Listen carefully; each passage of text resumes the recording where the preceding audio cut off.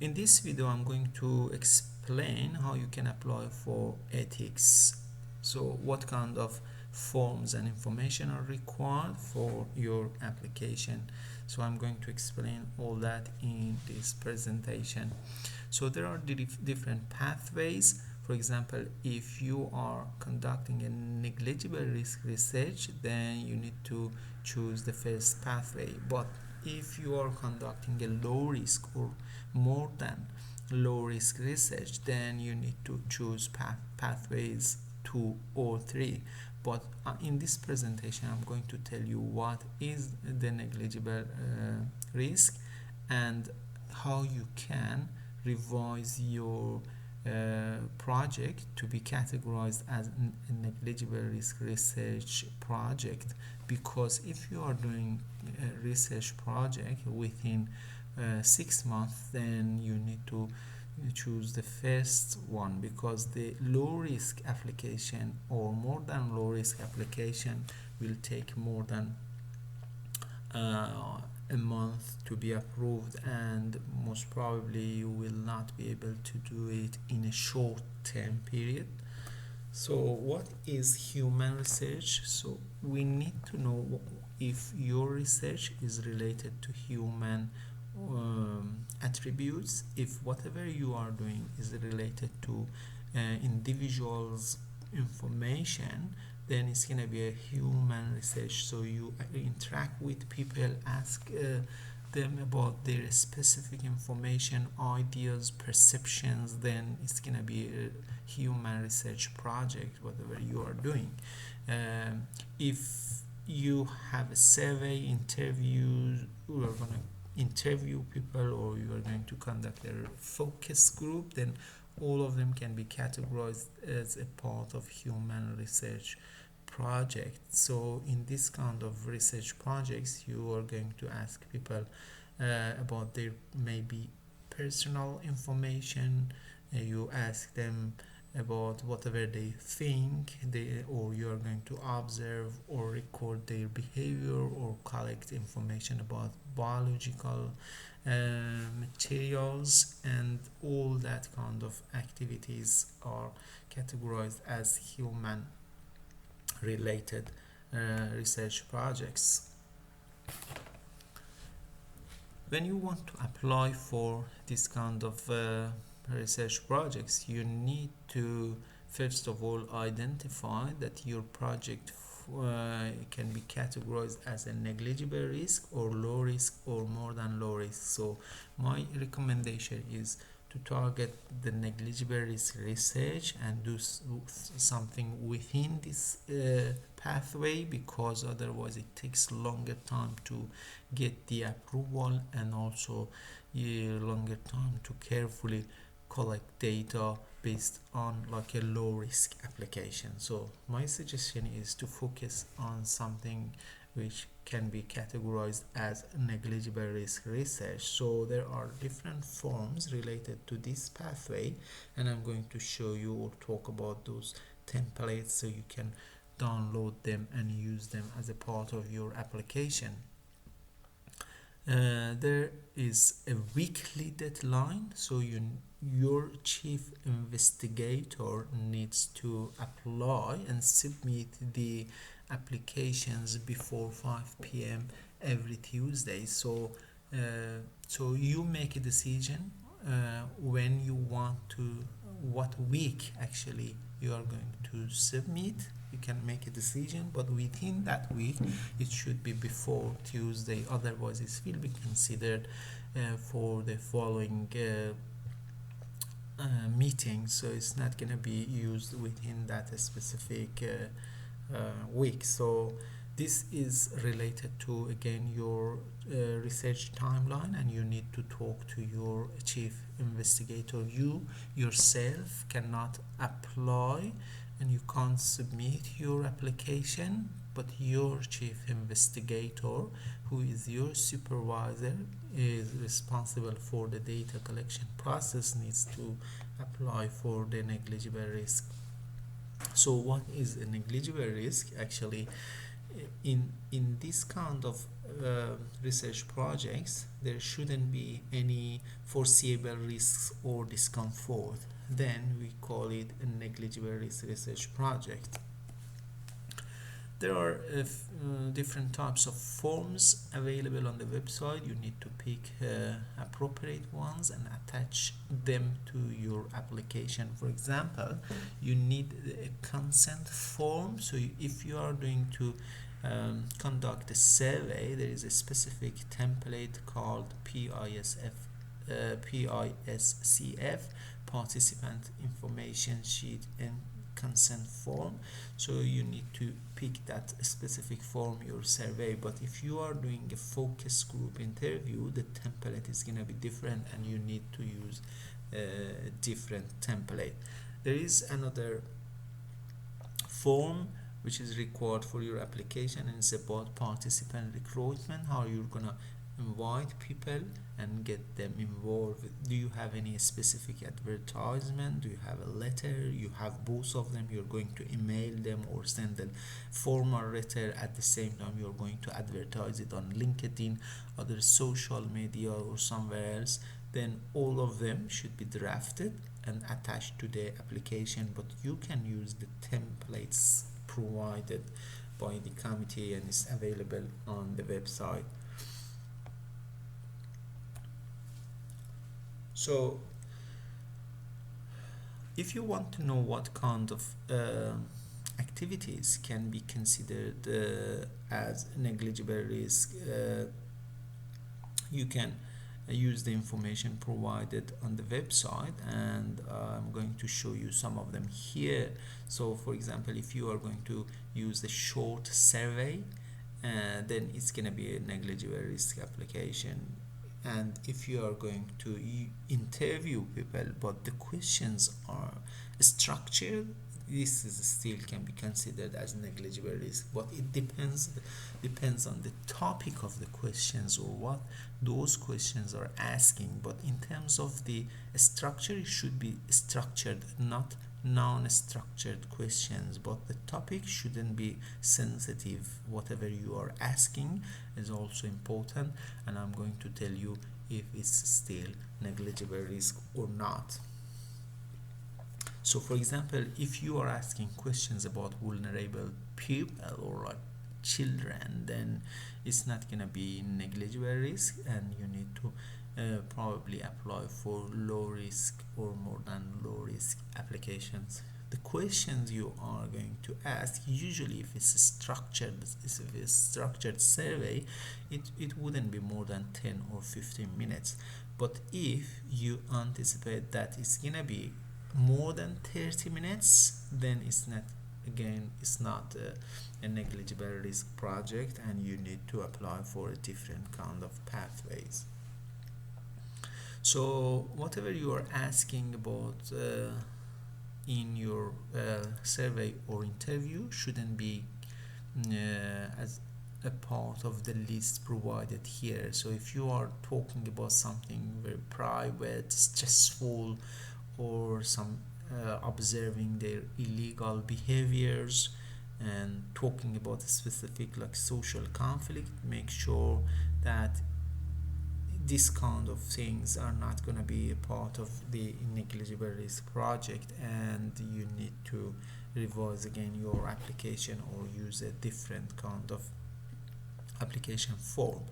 So if you want to use like a negligible risk application form, usually you need to answer different questions like other kind of pathways, but I'm going to show you a few important questions here, how you can address them. So the first question is going to be about your chief investigator, which is your supervisor, and the supervisor can apply for ethics.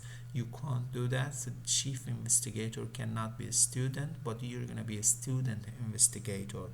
The chief investigator is the one going to be responsible during the data collection process. So if the chief investigator or the supervisor is not available during the data collection process, he is not the appropriate person to submit the application. So you need to talk to your supervisor who is going to help you or supervise you during the entire process of your research project, particularly the data collection process. Then he needs to help you to finalize the proposal, the application, everything, or revise your proposal or revise your application anyway, give you some feedback, and then he is going to apply for this specific project, and under his or her supervision you will be able to start conducting your data collection process. So section 4 asks about project description. You can use your proposal information here and insert some of them here. So this section is important because it will clarify what is the topic you are talking about and how sensitive is the topic. There are other questions. For example, in this application you need to clarify the number of participants. For example, how many people you will select and are gonna be involved in your research project. So you need to talk about your sample size and then the criteria as well, who is included, who is not included. So if they should be really experienced in a specific thing, how many years working somewhere, or experience any specific event or any specific thing. So all of them should be listed here in this criteria. Just be careful, because when you list the criteria here, other templates, other forms will ask you again what are your criteria.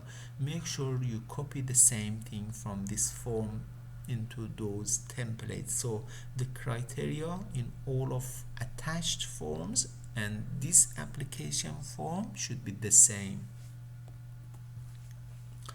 You're gonna be asked about the participants, how you're gonna find them, how you're gonna approach them, and do you have any access to any specific email list if you are going to email people, or you know someone already, any specific company, or you're going to talk to your network, or is that an advertisement on social media and you don't know who they are. All of them should be clarified here. If you are going to use a specific email list provided by a specific organization, then you need to attach a letter showing that they are going to support your research by providing the email list or any kind of support they are going to do. So that letter is going to be an additional document that will be asked by the committee. You need to also tell what is going to be the way of invitation. So you need to attach any specific letter if you draft it, and otherwise you need to draft or use the template provided by the university. So use the template for inviting people. How you're gonna invite people, is that a formal email or formal letter, and it should be attached. If you are going to use like a specific advertisement, then that specific advertisement also should be attached.